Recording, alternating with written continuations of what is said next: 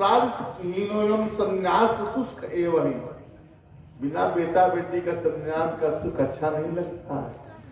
नहीं जानते हो आप निर्वंशी हो ना, बंडा हो ना, इसलिए बेटा बेटी का सुख क्या जाना होगा। जब घर में काम करके ड्यूटी करके आते हैं तब छोटा सा बच्चा तो उतनी भाषा में पप्पा पप्पा करके जब बुलाता है ना तो सारा दुख दूर हो जाता है, तुरंत उसको गोदी उठा लेते हैं और इतना प्यार करने लगते हैं महाराज, उसी में सारा गम भुला देते हैं। पंडित ने कहा कि पुत्रादि सुखहीनोऽयं, पुत्र पौत्र का सुख तुम क्या जानोगे, संन्यास शुष्क एवं, बेकार है तुम्हारा ये सन्यासी जीवन। फालतू के, तुमको तो पता नहीं चला महाराज गृहस्थ आश्रम में क्या आनंद आता है। कितना भी बड़ा दुख दर्द हो, पति पत्नी आपस में यदि मेल रहे, प्रेम रहे तो बड़ा सारा दुख दूर हो जाता है, सारा टेंशन खत्म हो जाता है। तस्याग्रहं समालोक्य फलमेकं सदत्तवान्, गृहस्थ सरसो लोके पुत्र पौत्र समन्वित। पंडित जी ने कहा कि बाबा सन्यासी आप नहीं जानते गृहस्थ आश्रम कितना मजेदार है, कितना आनंद आता है। जब इधर से बेटा दौड़ता है, उधर से बेटी दौड़ती है, उधर से पत्नी दौड़ती है, मेरा सारा गम भुला देता है आदमी। कतनो महात्मा समझाए लेकिन समझा नहीं हो पंडित। कहा कि महाराज सुन लो, यदि तुम बेटा नहीं देते हो मुझे तो मैं मरने तो आया नहीं हूं, अब तुम्हारे सामने ही मरूंगा, अब तुम्हारे सामने मरूंगा तो ब्रह्महत्या तुमको पकड़े। अब महात्मा बड़ा चक्कर में पड़ गया कि फालतू के हम ब्रह्महत्या हो करके क्या करेंगे, हम फालतू के हम बवाल में पड़ गए यार। महात्मा को बड़ा बुरा लगा, क्या करूं, कैसे जान बचाऊं। महात्मा ने कहा कि पंडित घबराओ मत, तुम हमें ब्रह्महत्या मत लगाओ, सारा जीवन का किया गया तपस्या तो नष्ट हो जाएगा, इसलिए ऐसा करो।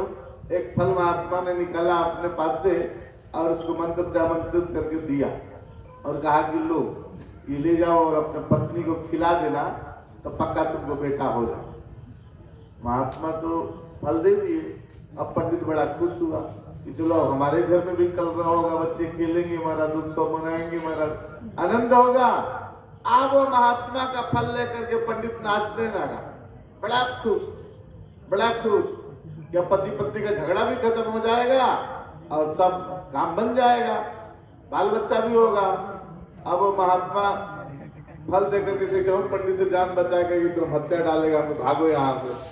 महात्मा कन्नी के डाके चल दिए और ब्राह्मण बड़ा खुशी खुशी महाराज जो फल लेकर के अपने घर आए। तो समझ गया कि महात्मा का दिया वो चीज बेटा होगा हमारे घर में भी। अब लेके आया, फल लेके आया और अपनी पत्नी को आवाज लगाई, अरे सुनती हो? तो धुंधली थी, धुंधली आवाज लगाई गई, हाँ आ रही हूँ, रुको, खड़े रहो।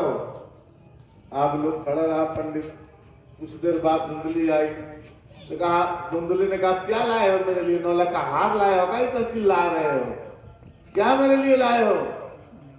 तो पंडित जी ने कहा कि फल, फल के लिए इतना चिल्ला रहे हो? अरे हम फल नहीं खाए हो आज तक। एक झंडा बात बोली पहले पंडित ने कहा कि अरे ये ऐसा वैसा फल नहीं, महात्मा का दिया हुआ फल है, खा लोगे तो बेटा हो जाए। पंडितान के गए, फल खाने से बेटा होता है? फालतू आदमी, फल खाने से कहीं बेटा होता है? पंडित ने विश्वास दिलाया कि अरे ऐसा वैसा नहीं, सिद्ध महात्मा का दिया हुआ फल है, खा लो निश्चित बेटा हो जाएगा। अच्छा तो पंडितान ले लिया फल, मगर खाई नहीं, कहीं स्नान ध्यान नहा धोआ के खा लूंगी बाद में, अभी नहीं खाऊंगी, लेके ताखा पर रख दिया फल। पंडित जी बेचारे अपने अन्य कार्यों में व्यस्त हो गए, दे करके फल चले गए, फल खाई नहीं। तब तक कुछ देर बाद फल भी रख दिया और घर के कामों में लग गई। तब तक उसका एक पड़ोसी आ गई, उसी समय एक पड़ोसी आ गई उसकी उसी समय, और पड़ोसी ने पूछा, कहो धुंधली क्या समाचार है? महाराज धुंधली जैसे ही पड़ोसन को देखी वैसे ही बैठ गई लेकर के, उसको तो लोकवार्ता रता क्रूरा, वो तो लोकवार्ता मैंने बात करने में बड़ा मन लगता था, सारा काम पड़ा रह जाए लेके बैठ गई किसी को तो 2-2 4-4 घंटा बीत गया। अब लेकर के बैठ गई पड़ोसन को। पड़ोसन ने पूछा, कहो धुंधली क्या समाचार है? धुंधली ने कहा, रे सखी क्या बताऊं, देखो ना आज हमारे पतिदेव कहीं जंगल गए थे, एक महात्मा ने फल दिया है और वो कह रहे हैं कि खा लोगे तो बेटा हो जाएगा। भला बताओ हम कैसे खा लो फल? हम फल इदम भक्ष्य पत्नीत्वम तथा पुत्र भविष्यति। और महाराज महात्मा ने कुछ नियम बताया था कि वह करना पड़ेगा। अब धुंधली ने अपनी जो पड़ोसन आई थी उससे कहने लगी कि भला बताओ फल खाने से कहीं बेटा होता है क्या? मैं फल क्यों खाऊं? फल खाने से बेटा नहीं होता है, झूठ मूठ के बात है। तो पड़ोसन गई कि अरे फल है खा लो, ना बेटा हो तो कोनो रिएक्शन थोड़े करेंगे, तो फायदा ही करता है फल, फल कोई नुकसान थोड़े ना करता है। तब धुंधली ने देखो बहाना बनाना शुरू की कि अच्छा मान लो पड़ोसन से कहेगी मान लो सर कि हम फल खा ली तो कहीं सचमुच मेरा गर्भ रह गया तब? तो पड़ोसन ने कहा तब तो और अच्छा बेटा हो जाएगा तुमको। तो धुंधली ने कहा कि ना ना ना ना तुम नहीं जानती हो, फल भक्षण गर्भस्यात् गर्भोन उदर वृद्धता स्वल्प भक्षम ततो शक्तिर गृहम काजम कथम भवे। धुंधली ने बहाना बनाना शुरू किया कि यदि मैं फल खा लिया कहीं सचमुच गर्भवती हो गई तो मेरा पेट बढ़ जाएगा, पेट बड़ा हो जाएगा तो मेरा भोजन कम हो जाएगा, भोजन कम हो जाएगा तो मैं दुबली हो जाऊंगी, दुबली हो जाऊंगी तो कमजोर हो जाऊंगी। अब कमजोर हो जाऊंगी तो मान लो स्वल्प भक्षम ततो शक्ति गृहम कार्यम कथम भवे, तो घर के काम काज कैसे करूंगी, अकेली हूं मैं। तो एक ने कहा कि और बताएंगे प्रसूतो दारुण दुखम सुकुमारी कथम सहे। मैं सुकुमारी हूं, भला बताओ मैं सुनी कि प्रसूति का पीड़ा बहुत भयंकर होता है, तो भला बताओ मेरे जैसा सुकुमारी कैसे उस प्रसूति का पीड़ा को सहन कर पाएगी? और फिर मान लो कि बच्चा हो भी जाए तो लालने पालने दुखम, लालन पालन में दुख होता है। प्रसूता या वर्तते बन। धुंधली ने कहा कि बंध्याया भी जवा नारी सुखीनी चेती नहीं मती एवं कुतर्क योगेन तत्फलम नहीं वो भक्षितम। इतना न कुतर्क किया उस पड़ोसन से कि फल खा लूंगी तो पेट रह जाएगा, गर्भ हो जाएगा तो पेट बढ़ जाएगा, मेरा भोजन कम हो जाएगा, तब मैं क्या करूंगी, कमजोर हो जाऊंगी। और मान लो कमजोर हो गई, गर्भवती हो गई, पेट बड़ा हो गया, शरीर भारी हो गया, तो घर में आग लग गया तो मैं क्या करूं? सब लोग तो भाग जाएगा, हम जल जाऊं, फंस जाऊं। घर में चोर आ गया तब? अरे इतना न कुतर्क किया कि जो पड़ोसन आई थी वो माता ठोकने लगी, तुम भाड़ में जाओ, तुम खाओ या ना खाओ, मैं तो चली यहाँ। समझाते समझाते थक गई पड़ोसन, अंत में उसको धिक्कार करके और पड़ोसन चली गई। एवं कुतर्क योगेन तत्फलम नैव भक्षितम। इतना कुतर्क किया ये फल नहीं खाई, फल ताका पर रख दिया। पड़ोसन बेचारी चली गई। एक दिन की बात है, 2 दिन और बीता, तीसरे दिन उसकी एक बहन आ गई, थोड़ी दूर पर ब्याही थी, एक बहन आ गई। अब बहन को देख करके बड़ा प्रसन्न हुई कि चलो आज बहन आ गई है तब तो शायद मेरा दुख दूर करेगी। महाराज अब बहन से भी वही बात आई, धुंधली मिली बहन से तो बहन से भी वही बात करने लगी। देखना बहन, कल मेरे पतिदेव जंगल गए थे तो उनको किसी ने एक फल दे दिया महात्मा ने और कहा कि खा लो तो बेटा हो जाएगा। तो इसकी बहन जो थी ना वो तो और चाहती थी कि इसको कुछ ना, ताकि इसका माल हमारा हो जाएगा, यही चक्कर में होती इसका भी धन हमें मिल जाए। तो वो और भड़का दिया, अरे फल खाए से कहीं बेटा होता है का? फालतू का फालतू का बात है ये सब, फल खाने से कहीं बेटा नहीं होता है। और हाँ यदि फल में तुमको विश्वासी है तो तेरे दरवाजे पर बंदी हुई गैया भी आज तक बच्चा नहीं दिया है, इस फल को परीक्षण करने के लिए गैया को खिला दो, देखो तो उससे होता है बच्चा या नहीं होता है। आप उसकी बहन की बात मान गई और कहा कि हमारा पतिदेव पूछेगा तो क्या कहेंगे? तो वो कहेगी देखो तुम्हारे पतिदेव पूछेंगे ना, आत्मदेव जी जब पूछेंगे ना तो कहना कि फल मैं खाई हूँ, हमारा पेट रह गया, गर्भ रह गया, बड़ा फायदा हुआ है फल से। हाँ? और बहन सिखा दिया कि मेरे गर्भ में बच्चा पल रहा है, मैं गर्भवती हूँ, समय अनुसार जब मेरा बच्चा पैदा लेगा, जन्म लेगा, तो मैं अपना ही बच्चा मैं तुमको दे दूंगा। और तुम अपने पति से या गांव वाले को कह देना कि हमारा बच्चा हमारा बच्चा हमारा बच्चा, बस काम बन जाएगा। तुमको दुख भी नहीं होगा, प्रसूति का पीड़ा भी नहीं सहना पड़ेगा, और तो झंझट भी नहीं है, तुमको बेटा का बेटा मिल जाए। बात रही मेरे पतिदेव को, तो कुछ माल ताल दे देना, बस मैं उनको समझा लूंगी, बुझा लूंगी। बात तय हो गया दोनों बहन में। उसकी बहन चली गई, या फल रंग न खा करके गैया को खिला दिया, फल परीक्षा के लिए गैया को खिला दिया। अब उसकी बहन चली गई। अब कुछ दिनों तक तो ये नौटंकी खुद किया महाराज कि मैं गर्भवती हूँ, फल खाई। मात्र तो अपने पति से कहने लगी मैं फल खा लिया, बड़ा फायदा हुआ, बड़ा फायदा हुआ। पेट पर कपड़ा बांध करके अपने पति को दिखाने लगी, देखो मेरा पेट बढ़ गया। एक दिन तो ज्यादा समय हो गया तो कड़ाही उल्टा करके बांध लिया पेट कि देखो मैं गर्भवती हूँ। हाँ, खूब नौटंकी किया कि देखो जी मेरा बच्चा होने वाला है।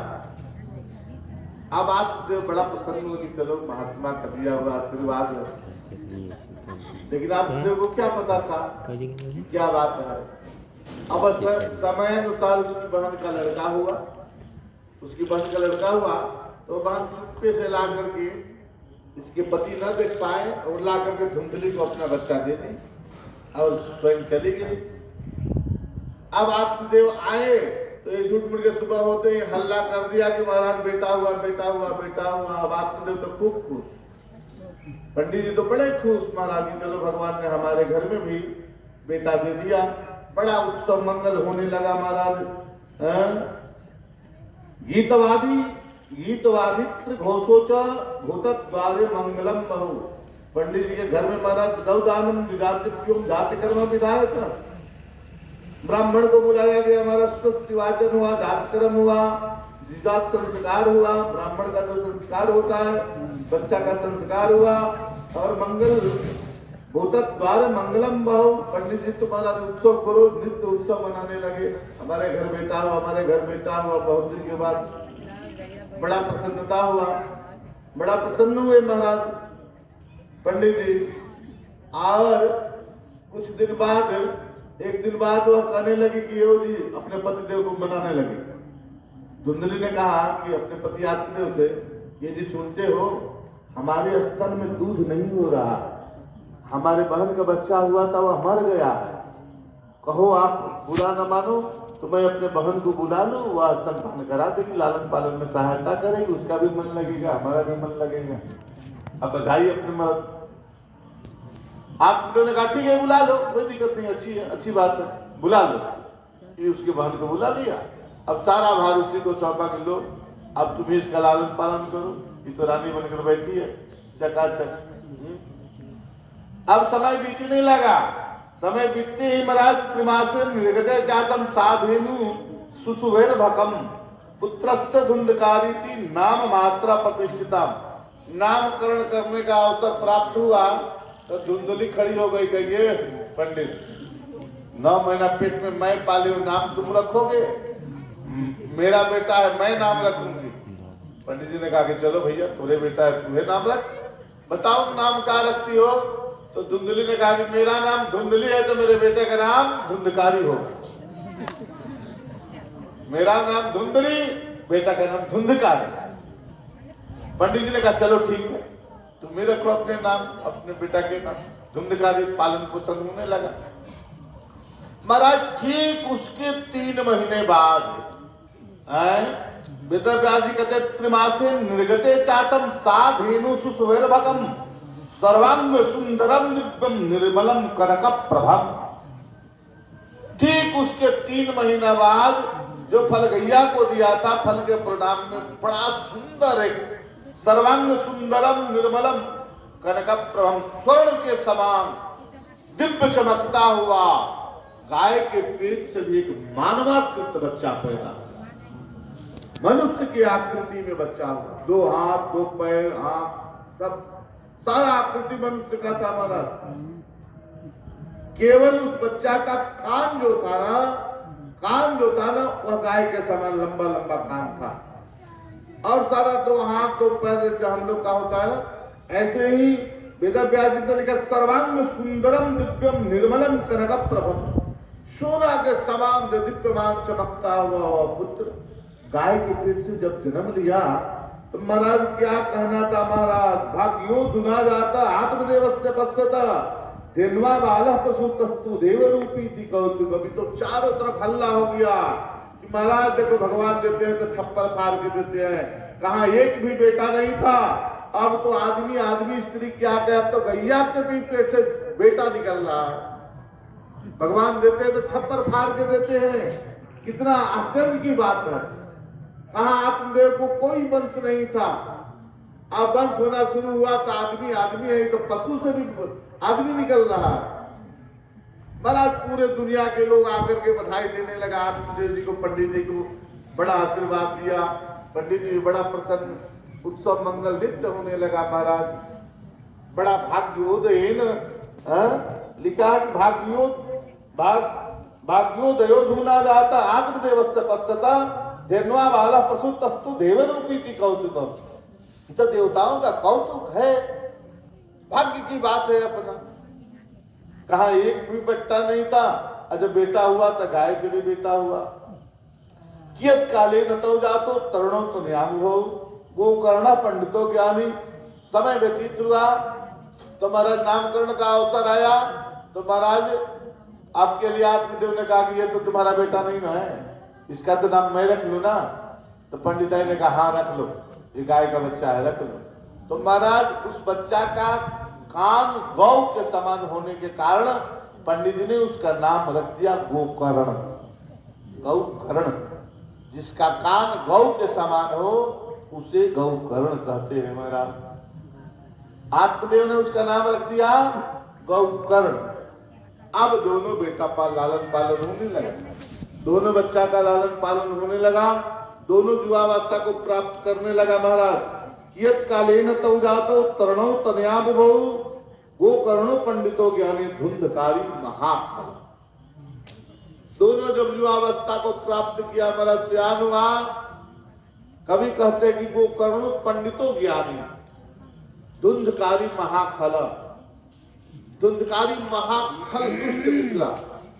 ब्राह्मण का बच्चा होने के बावजूद भी सारा कुकर्म उसके पास आ गया, दारू पीना, वेश्यावृत्ति करना, जुआ खेलना, इतना कुकर्म है, मांस खाना, बच्चे को मारपीट करना, झगड़ा झंझट करना, सारा कुकर्म दुष्कर्म उसके आचरण में आ गया।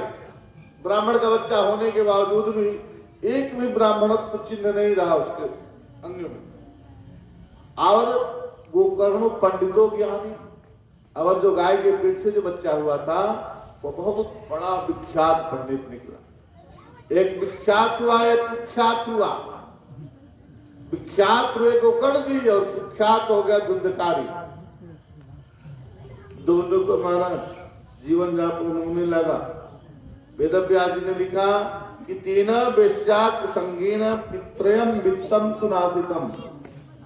इतना न वेश्याओं का संग पकड़ लिया, शराब पीना, मांस खाना इत्यादि कुकर्म करने लगा कि पित्रयम वित्तम सुनासितम, पिता का सारा धन नष्ट कर दिया, बाप का सारा धन पैसा नष्ट कर दिया। हमारा अष्टान शौच क्रियाहीनो दुर्वक्षी क्रोधवाकृता दुष्परिग्रह करता च तौ हस्ते न भोजन। स्नान तो ये करता ही नहीं था, बिल्कुल बड़ा प्रपंच करने लगा महाराज, बड़ा अशुद्ध रहने लगा, बड़ा मारपीट झगड़ा झंझट सारा कुकर्म करने लगा महाराज। सारा बाप के धन उड़ा दिया। तत्पिता कृपणा प्रोचे धनहीनो विरोधः बंध्यत्तम तु समीचीनम कुपुत्रो दुखदायक। आ गए पंडित जी लाइन पर। पंडित जी ने कहा कि बंध्यत्तम तु समीचीनम, इससे अच्छा था कि मैं बांधता, इससे अच्छा था कि हमारे घर में कोई नहीं था। हाँ, क्योंकि कुपुत्रो दुखदायक, कुपुत्र हो जाए तो वह तो जीवन को नरक बना देता। कुपुत्रो दुखदायक। आप सोचने लगे क्वतिष्ठामि क्वगच्छामि, वो में दुखम व्यपो है, मैं कहाँ भाग जाऊं, मैं कहाँ मर जाऊं, मैं कहाँ चला जाऊं। प्राणस्तजामि दुखेन साकष्टम मम संस्थितम। आज मैं प्राण त्यागने के इच्छुक हूं, कहाँ जाकर के आत्महत्या करूं। देखो पंडित जी एक बार पहले भी गए थे जब बेटा नहीं था तब मरने के लिए। अब पंडित जी जा रहे हैं मरने के लिए, बेटा को बेटा हो गया, कुपुत्र हो गया, दुखदाई हो गया। ये इतना ना